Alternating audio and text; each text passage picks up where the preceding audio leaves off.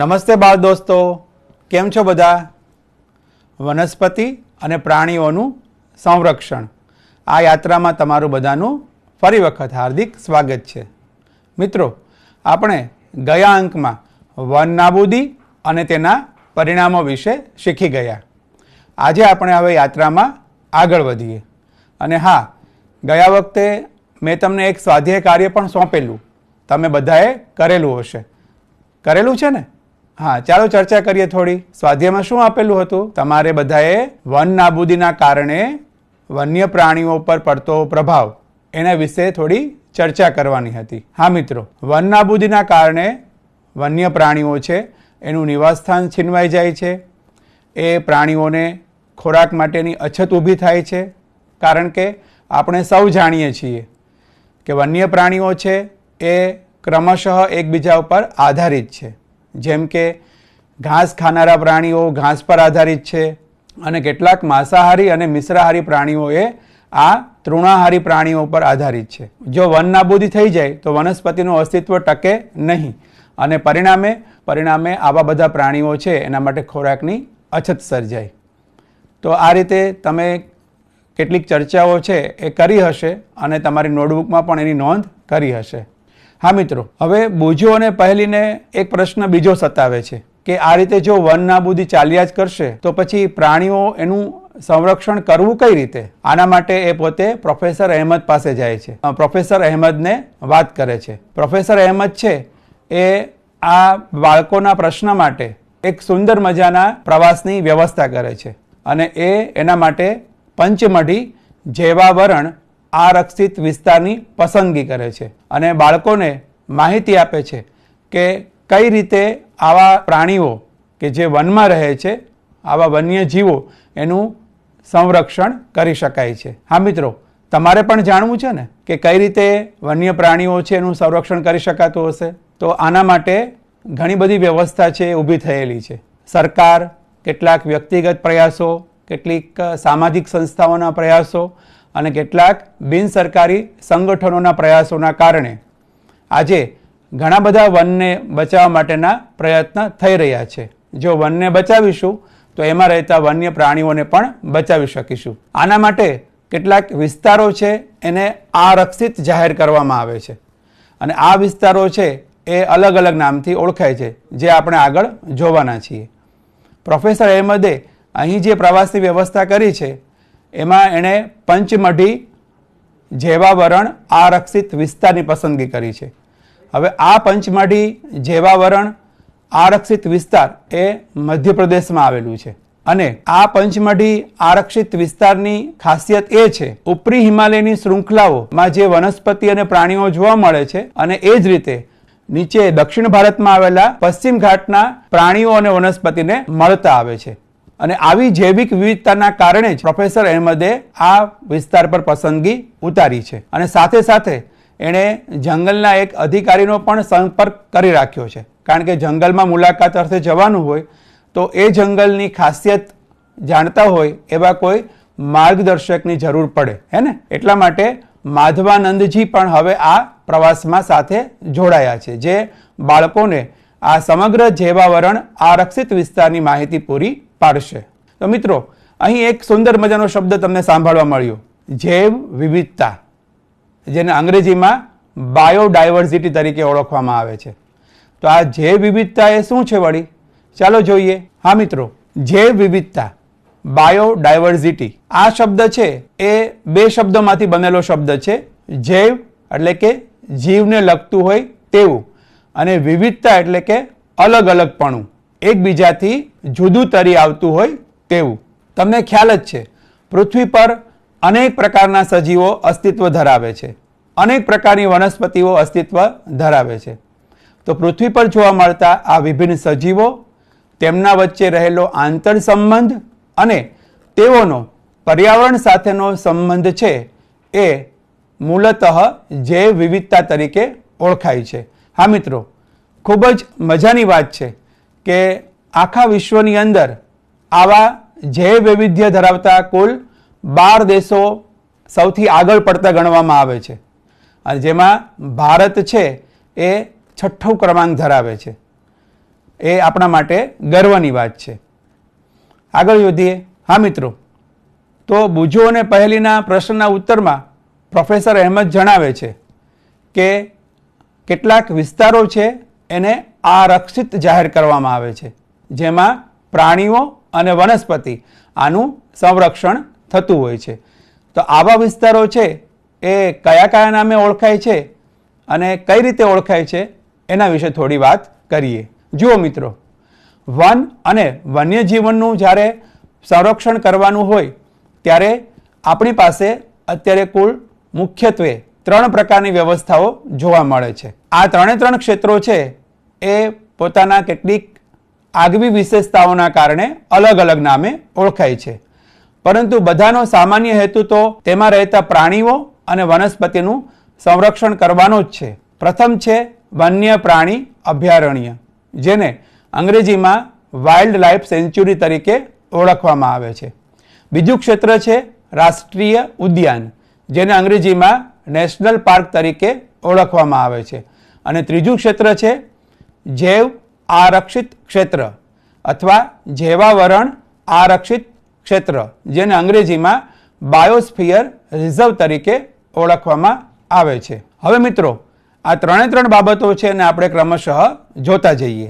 જુઓ, પહેલું છે વન્ય પ્રાણી અભયારણ્ય. પ્રાણીઓ અને તેના નિવાસ કોઈ પણ પ્રકારના ખલેલથી સુરક્ષિત હોય તેવો વિસ્તાર એટલે વન્ય પ્રાણી અભયારણ્ય.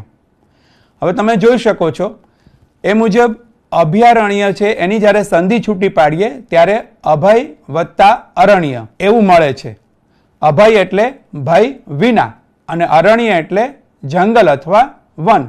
તો જ્યાં પ્રાણીઓ છે અને તેનું નિવાસસ્થાન એ કોઈ પણ પ્રકારના ભયથી મુક્ત હોય એવા પ્રકારનું વન એટલે અભયારણ્ય. આગળ રાષ્ટ્રીય ઉદ્યાન એવો સુરક્ષિત વિસ્તાર છે જ્યાં પ્રાણીઓ સ્વતંત્ર રીતે નિવાસ કરી શકે છે તેમજ કુદરતી સંસાધનોનો ઉપયોગ કરી શકે છે. જૈવ આરક્ષિત ક્ષેત્ર.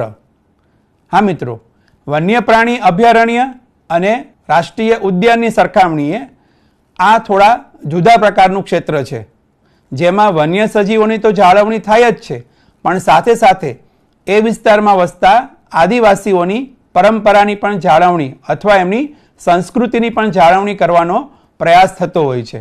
અને આ વિસ્તાર છે થોડો વિસ્તારની દ્રષ્ટિએ વિશાળ હોય છે. તમે અહીં જોઈ શકો છો કે એવો વિશાળ સુરક્ષિત વિસ્તાર છે જેમાં વન્ય સજીવો અને તે વિસ્તારના આદિવાસીઓની પરંપરાની જાળવણી થતી હોય. જો મિત્રો, તમે 3 પ્રકારના ક્ષેત્રો વિશે માહિતી મેળવી: વન્ય પ્રાણી અભયારણ્ય, રાષ્ટ્રીય ઉદ્યાન અને જૈવાવરણ આરક્ષિત ક્ષેત્ર. આ 3 પ્રકારના ક્ષેત્રો છે એનો હેતુ તેમાં વસતા વન્યજીવો છે કે વનસ્પતિ સૃષ્ટિ કે પ્રાણી સૃષ્ટિ છે એનું સંરક્ષણ કરવાનો જ છે, પરંતુ વિસ્તારની દ્રષ્ટિએ અને કેટલાક હેતુઓના આધારે તે અલગ અલગ તરી આવે છે. આપણે જ્યારે આવા ક્ષેત્રોની વાત કરતા હોઈએ ત્યારે કેટલાક એના ઉદાહરણ પણ યાદ કરવા જોઈએ.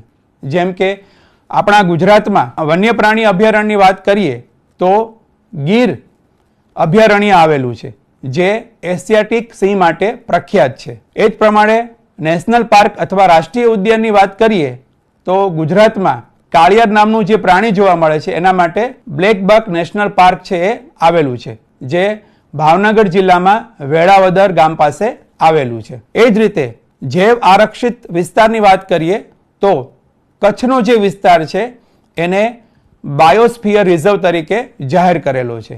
હા મિત્રો, આવા ઘણા બધા ઉદાહરણ છે કે ગુજરાતમાં અને ભારતમાં આપણી પાસે ઘણા બધા રાષ્ટ્રીય ઉદ્યાન, ઘણા બધા વન્ય પ્રાણી અભયારણ્ય અને ઘણા બધા જૈવ આરક્ષિત વિસ્તારો આવેલા છે. હવે પ્રોફેસર અહેમદે અહીં જે પંચમઢી જૈવાવરણ આરક્ષિત વિસ્તારની પસંદગી કરેલી છે એનો નકશો હું તમને બતાવું છું, ધ્યાનથી જુઓ. હા મિત્રો, તમે જોઈ શકો છો અને અગાઉ આપણે અર્થમાં પણ જોઈ ગયા કે જૈવાવરણ આરક્ષિત વિસ્તાર એ કેવો હોય છે? વિશાળ વિસ્તાર હોય છે. એટલે સ્વાભાવિક રીતે એમાં કેટલાક અભયારણ્ય અને રાષ્ટ્રીય ઉદ્યાન પણ સમાવિષ્ટ થઈ શકે છે. તમને અહીં સ્પષ્ટ દેખાય છે. તમે અહીં જોઈ શકો છો કે પંચમઢી અભયારણ્ય, એ જ મુજબ સાતપુડા રાષ્ટ્રીય ઉદ્યાન, અને આ બોરી અભયારણ્ય આ ત્રણ વિસ્તારો છે એ પંચમઢી જેવાવરણ આરક્ષિત વિસ્તારની અંદર સમાવિષ્ટ છે. એટલે કે પંચમઢી અને બોરી આ બંને અભયારણ્ય અને સાતપુડા રાષ્ટ્રીય ઉદ્યાન. એટલે મિત્રો તમારે અહીં એ બાબત પણ ધ્યાનમાં રાખવાની છે કે જેવાવરણ આરક્ષિત વિસ્તારની અંદર રાષ્ટ્રીય ઉદ્યાન અને અભયારણ્ય પણ સમાવિષ્ટ થઈ જતા હોય છે. આગળ વધીએ. જુઓ, અહીં તમારે એક નાનકડી પ્રવૃત્તિ કરવાની છે. તમારા જિલ્લા, રાજ્ય તેમજ દેશના રાષ્ટ્રીય ઉદ્યાનો, વન્ય પ્રાણી અભયારણ્યો તેમજ જૈવાવરણ સુરક્ષિત પ્રદેશો અથવા જૈવાવરણ આરક્ષિત વિસ્તારોની સંખ્યા શોધો અને કોષ્ટક 7.1ની પૂર્તતા કરો. અને સાથે સાથે તમારે આ ક્ષેત્રોને તમારા રાજ્ય તેમજ ભારતના રેખાચિત્રમાં એને દર્શાવવાના છે. મિત્રો, આમાંથી આપણે કોષ્ટક 7.1ની અંદર કેટલીક બાબતોની પૂર્તતા કરીએ. જુઓ, કોષ્ટક 7.1 સંરક્ષણ માટે સુરક્ષિત વિસ્તાર, જેમાં કુલ 4 કોલમ આપેલા છે. પ્રથમ કોલમની અંદર જે વિગત દર્શાવેલી છે એમાં મારા જિલ્લાની અંદર રાષ્ટ્રીય ઉદ્યાન કેટલા છે, વન્ય પ્રાણી અભયારણ્ય કેટલા છે અને જૈવાવરણ આરક્ષિત વિસ્તાર કેટલા છે એની સંખ્યા દર્શાવવાની છે. એ જ પ્રમાણે મારા રાજ્યમાં આ 3 વિસ્તારોની સંખ્યા કેટલી છે અને મારા દેશમાં આ 3 વિસ્તારોની સંખ્યા કેટલી છે એ દર્શાવવાનું છે. તો સૌપ્રથમ આપણે મારા દેશમાં જોઈએ. આપણા દેશ ભારતની અંદર કુલ રાષ્ટ્રીય ઉદ્યાનની સંખ્યા છે 103, જ્યારે વન્ય પ્રાણી અભયારણ્યની સંખ્યા છે 544 અને કુલ 18 જૈવાવરણ આરક્ષિત વિસ્તાર છે આપણા દેશમાં આવેલા છે. આપણા રાજ્ય ગુજરાતની વાત કરીએ તો ગુજરાતમાં કુલ 4 રાષ્ટ્રીય ઉદ્યાન આવેલા છે, 23 વન્ય પ્રાણી અભયારણ્ય આવેલા છે અને 1 જૈવાવરણ આરક્ષિત વિસ્તાર છે. હવે મિત્રો, મારા જિલ્લામાં તમે બધા અલગ અલગ જિલ્લામાં રહેતા હશો, તો સ્વાભાવિક રીતે અહીં આંકડા છે એ બદલાયેલા જોવા મળશે, જે તમારે ગૃહ કાર્યમાં જાતે કરવાનું છે. આવું કોષ્ટક તમારી નોંધપોથીમાં બનાવજો અને તમારા જિલ્લામાં રાષ્ટ્રીય ઉદ્યાન કેટલા આવેલા છે, વન્ય પ્રાણી અભયારણ્યની સંખ્યા કેટલી છે અને જૈવાવરણ આરક્ષિત વિસ્તાર કેટલા છે તમારે શોધીને અહીં દર્શાવવાનું રહેશે. હા મિત્રો, તો તમને એ જાણવા મળ્યું કે દરેક દેશ છે એ પોતાના વન્ય પ્રાણીઓને કે વનસ્પતિ સૃષ્ટિને કે પ્રાણી સૃષ્ટિને બચાવવા માટે કેટલાક આવા ક્ષેત્રોને આરક્ષિત જાહેર કરે છે. તો આ વનસ્પતિ સૃષ્ટિ અને પ્રાણી સૃષ્ટિ એ શું છે વળી? તો વનસ્પતિ સૃષ્ટિ અને પ્રાણી સૃષ્ટિ જે તે વિસ્તારમાં જોવા મળતી આગવી વનસ્પતિ અને પ્રાણીઓની સૃષ્ટિ છે. જે વનસ્પતિ જે વિસ્તારમાં મળી આવે એ વિસ્તારની એ વનસ્પતિ સૃષ્ટિ ગણાય અને જે વિસ્તારમાં જે પ્રાણીઓ મળી આવે તો એ પ્રાણીઓને એ વિસ્તારની પ્રાણી સૃષ્ટિ તરીકે ઓળખી શકાય. તો પંચમઢી જૈવાવરણ આરક્ષિત વિસ્તારમાં વનસ્પતિ સૃષ્ટિ અને પ્રાણી સૃષ્ટિ કેવી છે, ચાલો એનો પરિચય મેળવીએ. જુઓ મિત્રો, અહીં તમારી સામે 2 ચિત્ર રજૂ કરેલા છે. પંચમઢી જૈવાવરણ આરક્ષિત વિસ્તારમાં ઘણા બધા પ્રકારના વૃક્ષો જોવા મળે છે, ઘણી બધી પ્રકારની વનસ્પતિઓ જોવા મળે છે. જેમાંથી અહીં પ્રથમ ચિત્ર જે બતાવે છે તમને ડાબી બાજુએ એ હંસરાજનું ચિત્ર છે અને જમણી બાજુએ જે ચિત્ર આપેલું છે વૃક્ષનું એ જાંબુનું વૃક્ષ છે. આ ઉપરાંત અહીં સાદ, સાલ, આંબો, સાદડ, અર્જુન એવી ઘણી બધી વનસ્પતિઓ આવેલી હોય છે. પંચમઢી જૈવાવરણ આરક્ષિત વિસ્તારની પ્રાણી સૃષ્ટિ પણ આગવી છે. અહીં જોવા મળતા 4 ચિત્રને ઓળખવાનો પ્રયત્ન કરો. સૌથી ઉપર ડાબી બાજુએ કયું પ્રાણી જોવા મળે છે? હા, કૂતરા જેવું દેખાય છે. વેરી ગુડ, એ જંગલી કૂતરો છે. એની બાજુમાં વેરી ગુડ, એ હરણની જ એક જાત છે જેને ચિત્તલ તરીકે ઓળખવામાં આવે છે. તેના શરીર પર ટપકા હોય, ટપકાવાળું હરણ પણ કહે છે, જેને અંગ્રેજીમાં સ્પોટેડ ડિયર તરીકે ઓળખવામાં આવે છે. જ્યારે નીચેની હરોળમાં ડાબી બાજુએ પ્રથમ ચિત્ર જોવા મળે છે એ વરુનું છે. અને વેરી ગુડ, ચોથા નંબરનું ચિત્ર તો તમને બધાને ઓળખાઈ જ ગયું હશે, એ છે દીપડાનું ચિત્ર. તો જુઓ મિત્રો, પંચમઢી જૈવાવરણ આરક્ષિત વિસ્તારમાં પ્રાણીઓની સૃષ્ટિ પણ આગવી છે. તો મિત્રો, દરેક આવા આરક્ષિત ક્ષેત્રોની અંદર વનસ્પતિ સૃષ્ટિ અને પ્રાણી સૃષ્ટિ છે એ આગવી રીતે વસતી હોય છે. મિત્રો, પ્રોફેસર અહેમદ, પહેલી, બુજો અને જંગલના કર્મચારી માધવાનંદ આ બધા સાથે મળી અને સુંદર મજાની ચર્ચાઓ કરી રહ્યા છે. આ ચર્ચામાં હું પણ સામેલ છું અને તમે પણ સામેલ છો. આજે આપણે પંચમઢી જેવાવરણ આરક્ષિત વિસ્તારની કેટલીક સ્થાનિક જાતિઓ વિશે વાત કરવાની છે અને સાથે સાથે એ જૈવ આરક્ષણ વિસ્તારની અંદર આવેલા અભયારણ્ય અને રાષ્ટ્રીય ઉદ્યાન એની પણ વાત કરવાના છીએ. તો ચાલો આ યાત્રામાં બધા સાથે મળીને આપણે જોડાઈએ. સૌથી પહેલાં સ્થાનિક જાતિઓ એ શું છે એના વિશે વાત કરીએ. વનસ્પતિઓ અને પ્રાણીઓની એવી જાતિઓ કે જે કોઈ એક જ ક્ષેત્રમાં વિશિષ્ટ રૂપે જોવા મળે તેને સ્થાનિક જાતિ કહે છે. હા મિત્રો, આના માટે તમારે ખાસ નોંધવાનું છે કે આ સ્થાનિક જાતિ તે કોઈ અન્ય વિસ્તારમાં પ્રાકૃતિક રૂપે જોવા મળતી નથી, એટલે કે કુદરતી અવસ્થામાં જોવા મળતી નથી.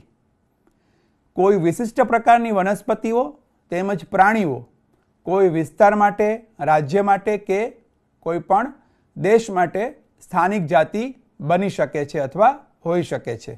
હા મિત્રો, આપણે ગુજરાતની વાત કરીએ તો ગુજરાતમાં ગીર અભયારણ્ય અથવા ગીર નેશનલ પાર્ક એમાં એશિયાટિક સિંહ એ આપણી સ્થાનિક જાતિ ગણાશે, કારણ કે દુનિયાભરમાં એશિયાટિક સિંહની વસ્તી માત્ર ને માત્ર ગીર અભયારણ્ય અને ગીર નેશનલ પાર્કમાં જ જોવા મળે છે.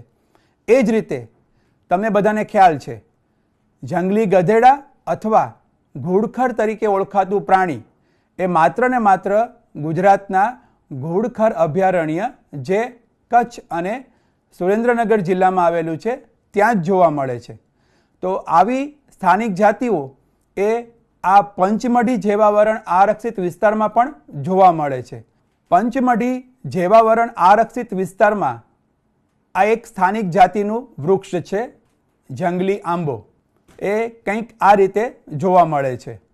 આ ઉપરાંત સાલ પ્રકારના વૃક્ષો જે થાય છે તે પણ ત્યાંની સ્થાનિક જાતિ છે.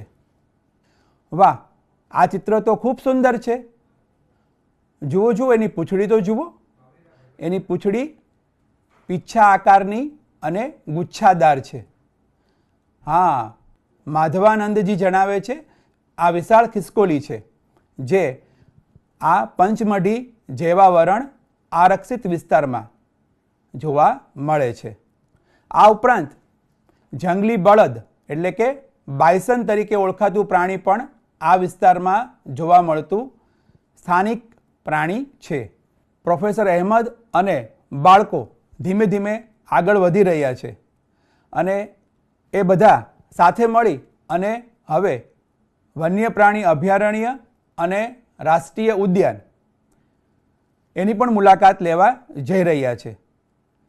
વન્ય પ્રાણી અભયારણ્ય કયા કયા? પંચમઢી વન્ય પ્રાણી અભયારણ્ય અને બોરી અભયારણ્ય, અને રાષ્ટ્રીય ઉદ્યાન સાતપુડા રાષ્ટ્રીય ઉદ્યાન. આ બધાની ક્રમશઃ મુલાકાત લેતા લેતા ખૂબ જ સુંદર મજાની ચર્ચાઓ એ કરે છે. એ ચર્ચાઓમાં આપણે સામેલ થઈએ. વન્ય પ્રાણી અભયારણ્યની વાત કરીએ તો મિત્રો, આ વન્ય પ્રાણી અભયારણ્ય છે એ કેટલાક ખાસ પ્રકારના પ્રાણીઓ કે વનસ્પતિના સંરક્ષણ માટે બનાવવામાં આવતા હોય છે. કેટલાક મહત્વપૂર્ણ સંકટમાં મુકાયેલા જંગલી પ્રાણીઓ જેવા કે કાળું હરણ, શ્વેત આંખોવાળું હરણ, હાથી, સોનેરી બિલાડી, ગુલાબી શીર્ષવાળું બતક અથવા ગુલાબી માથાવાળું બતક, ઘડિયાળ, કાદવમાં રહેતો મગર, અજગર, ગેંડા વગેરે વન્ય પ્રાણીઓના સંરક્ષણ માટે આવા અભયારણ્ય છે બનાવવામાં આવતા હોય છે. ભારતમાં કુલ 544 જેટલા વન્ય પ્રાણી અભયારણ્ય આવેલા છે, જેમાં આપણા અમૂલ્ય પ્રાણીઓ છે એ રક્ષાયેલા છે. મિત્રો, બુજોને અહીં સુંદર મજાનો પ્રશ્ન થાય છે કે પ્રાણી સંગ્રહાલય, જેને આપણે પ્રાણી ઉદ્યાન અથવા ઝૂ તરીકે ઓળખીએ છીએ, અને આ વન્ય પ્રાણી અભયારણ્ય એ બંનેમાં શું તફાવત છે? તમને પણ આવો પ્રશ્ન થતો હશે કે વન્ય પ્રાણી અભયારણ્ય અને પ્રાણી ઉદ્યાન આ બંનેમાં વળી શું તફાવત હશે? તો વન્ય પ્રાણી અભયારણ્યમાં પ્રાણીઓ છે કુદરતી અવસ્થામાં સુરક્ષિત રહેતા હોય છે, જ્યારે અહીંયા ઝૂમાં અથવા પ્રાણી ઉદ્યાનમાં એમને કૃત્રિમ અવસ્થામાં સુરક્ષિત રાખવામાં આવે છે. બંનેમાં મુખ્ય ભેદ એ છે કે અહીં પ્રાણીઓ છે એ કુદરતી રીતે પોતાનું પ્રજનન કરી અને સંતતિ નિર્માણ કરે છે અને અહીં કેટલીક નિયંત્રિત પરિસ્થિતિમાં એમને કામ કરવાનું હોય છે. સ્વાભાવિક છે કે પ્રાણીઓને કુદરતી અવસ્થામાં રહેવું વધારે પસંદ પડતું હશે. હવે બધા મિત્રો ફરતા ફરતા સાતપુડા રાષ્ટ્રીય ઉદ્યાનમાં આવે છે અને આ સાતપુડા રાષ્ટ્રીય ઉદ્યાન એ શું છે એના વિશે થોડી વાત કરીએ. સૌથી અગત્યની ખાસિયત એ છે કે સાતપુડા રાષ્ટ્રીય ઉદ્યાન એ ભારતનું પ્રથમ આરક્ષિત જંગલ છે.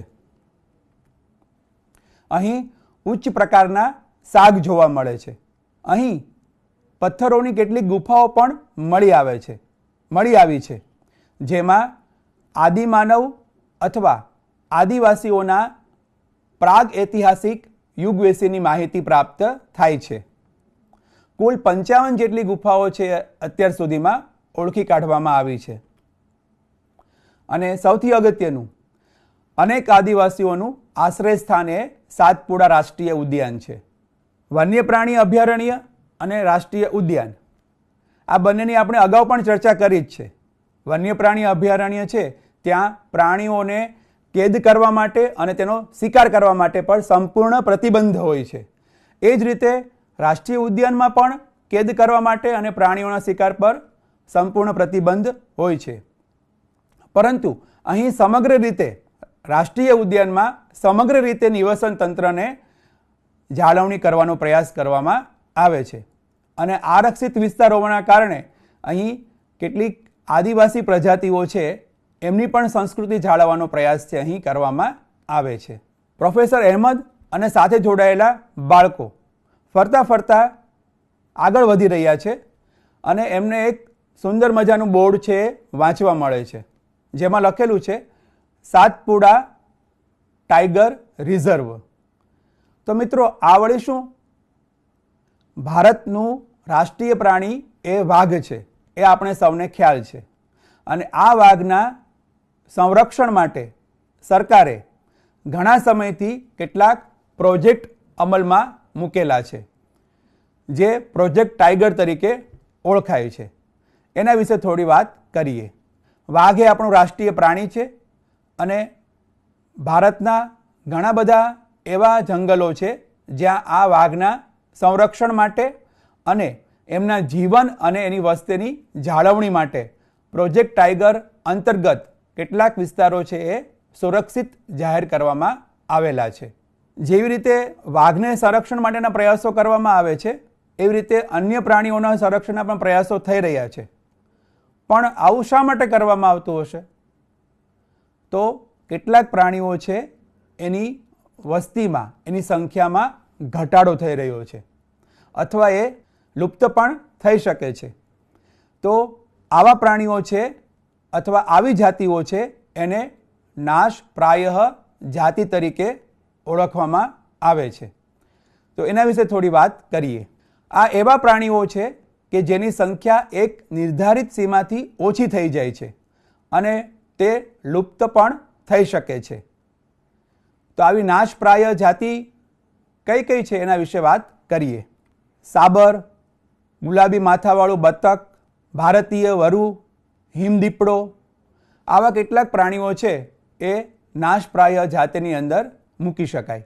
જુઓ, આ ચર્ચાના આધારે પહેલીને એક સુંદર મજાનો પ્રશ્ન થાય છે એ જોઈએ. શું માત્ર મોટા પ્રાણીઓને જ લુપ્ત થવાનો ખતરો છે? એવું હોતું નથી. કદના આધારે પ્રાણીઓને લુપ્ત થવાનો ખતરો હોય એવું સંભવ નથી. પરંતુ આપણે ઘણી વખત નાના પ્રાણીઓને એના કદના આધારે અવગણતા હોઈએ છીએ. ઘણીવાર ઘુવડ, ચામાચીડિયું, ગરોળી, સાપ આવા પ્રાણીઓને આપણે નિર્દયતાથી મારી નાખીએ છીએ. શું આવા પ્રાણીઓ છે એનું નિવસન તંત્રમાં કોઈ યોગદાન નથી? ના, જરૂરથી છે. આ બધા પ્રાણીઓ છે એ એકબીજા સાથે સંકળાયેલા છે અને એના કારણે જ આ સમગ્ર પૃથ્વી છે એનું સંતુલન છે જળવાઈ રહે છે. એટલે મિત્રો એ ખૂબ અગત્યનું છે કે બધા જ પ્રકારના નિવસન તંત્રમાં જે તે વનસ્પતિ સૃષ્ટિ અને પ્રાણી સૃષ્ટિનું આગવું મહત્વ હોય છે. એટલે બધાની જાળવણી કરવી એ જ આપણે શીખવું જોઈએ. અગાઉ વાત કરી એ મુજબ નિવસન તંત્રમાં વનસ્પતિ અને પ્રાણીઓનું યોગદાન ખૂબ જ અગત્યનું છે. બુજોને એક સુંદર મજાનો પ્રશ્ન થાય છે કે શું આ નાશપ્રાય જાતિઓ છે એના માટેનો કોઈ રેકોર્ડ રાખવામાં આવતો હશે? જુઓ, બુજોનો આ પ્રશ્ન આપણે જોઈએ. મને આશ્ચર્ય થાય છે કે આ બધી નાશપ્રાય જાતિઓનો કોઈ રેકોર્ડ હશે મને આશ્ચર્ય થાય છે કે આ બધી નાશપ્રાય જાતિઓનો કોઈ રેકોર્ડ હશે? પ્રોફેસર માધવાનંદ, જંગલના કર્મચારી માધવાનંદજી જણાવે છે કે રેડ ડેટા બુક એ એનો ઉકેલ છે. રેડ ડેટા બુક એ એવું એક રેકોર્ડ છે કે જેની અંદર વનસ્પતિ, પ્રાણીઓ અને અન્ય જાતિઓ છે કે જે લુપ્ત થવાને આરે છે એના વિશેની માહિતી છે એકત્ર કરીને રાખવામાં આવે છે, જેથી કરીને આ રેડ ડેટા બુકના આધારે આવા પ્રાણીઓનું સંરક્ષણ છે એ કરી શકાય. પ્રોફેસર અહેમદ અને તેની ટીમ ફરતા ફરતા તવા જળાશયની નજીક આવી ગયા છે. તવા નામનું ત્યાં કુદરતી જળાશય બનાવેલું છે, ત્યાં પહોંચી ગયા છે અને બુજોને પહેલી કેટલાક પક્ષીઓને જોવે છે. એ પક્ષીઓની વાત કરતાં કરતાં માધવાનંદ જણાવે છે કે આ બધા સ્થળાંતરિત થઈને આવેલા પક્ષીઓ છે. આ એક પ્રકારનું સ્થળાંતર છે જેને માઇગ્રેશન કહે છે અને આવા પક્ષીઓને માઇગ્રેટરી બર્ડ્સ એટલે કે પ્રવાસી પક્ષીઓ કે સ્થળાંતરિત થતા પક્ષીઓ કહેવામાં આવે છે. તો મિત્રો, તમે ધોરણ 7માં પણ શીખી ગયા છો હવામાન, આબોહવા અને આબોહવા સાથે પ્રાણીઓનું અનુકૂલન, જેમાં આપણે શીખી ગયા છીએ કે ખૂબ જ ઠંડીવાળા પ્રદેશોમાંથી કેટલાક પક્ષીઓ છે એ ખૂબ જ લાંબુ અંતર કાપીને શિયાળો ગાળવા માટે અન્ય પ્રદેશોમાં આવે છે, જ્યાં એ પોતે ઈંડા પણ મૂકે છે અને પોતાની સંતતિનો ઉછેર પણ કરે છે. તો આવા જે પક્ષીઓ છે એ સ્થળાંતરિત થતા પક્ષીઓ અથવા પ્રવાસી પક્ષીઓ તરીકે ઓળખાય છે. અને અહીં તવા જળાશય નજીક કેટલાક પક્ષીઓ છે એ બધા મિત્રોએ જોયા. પ્રોફેસર અહેમદ વનનાબૂદી માટે એક અન્ય કારણ પણ જણાવે છે અને એ છે કાગળનો ઉપયોગ. તમને ખ્યાલ છે કે 1 ટન કાગળ બનાવવા માટે કુલ 17 વૃક્ષો છે એની જરૂર પડે છે. તો મિત્રો, તમે બધા વિદ્યાર્થીઓ છો તો તમને ખાસ ભલામણ કરું છું કે કાગળની બચત કરજો, જેથી કરીને વૃક્ષોની પણ બચત થાય અને સાથે સાથે એમાં વપરાતા પાણી અને ઉર્જા એની પણ બચત થાય. અને આનો ઉપયોગ આપણે ઘટાડવો હોય તો શું કરવું જોઈએ? કાગળનું રિસાયકલિંગ. એ કાગળ છે એનો આપણે ફરીથી 5 થી 6 વખત ઉપયોગ કરી શકીએ છીએ. જો એક વિદ્યાર્થી દિવસમાં 1 કાગળની બચત કરે તો સંપૂર્ણ વર્ષ દરમિયાન એ આખા એક વૃક્ષની બચત કરી શકશે. તો ખૂબ સુંદર વાત છે ને? ખૂબ સુંદર વાત છે ને મિત્રો? તો તમારે પણ આ રીતે વૃક્ષોની બચત કરવા માટે કાગળની બચત છે એ કરવી જોઈએ. કાગળનું રિસાયકલિંગ. બીજો એક સુંદર ઉકેલ છે પુનઃવનીકરણ. જેટલા પણ વૃક્ષો આપણે કાપીએ છીએ એની સામે ઓછામાં ઓછા એટલા વૃક્ષોનું વાવેતર થવું જોઈએ. એ ખૂબ અગત્યનું છે મિત્રો. તો એ ખૂબ અગત્યની બાબત છે કે સમગ્રપણે પૃથ્વીને આપણે સાચવવી હોય તો આ બધું જ સંરક્ષણ છે એ આપણી જવાબદારી છે. અને ભારત જેવા દેશમાં તો વન માટેના કેટલાક કાયદાઓ પણ બનાવેલા છે જે વન અધિનિયમ તરીકે ઓળખાય છે. તો એ કાયદાનું પાલન કરીએ અને એમાં આપણે સહભાગી બની અને બીજાને પણ જાગૃત કરીએ.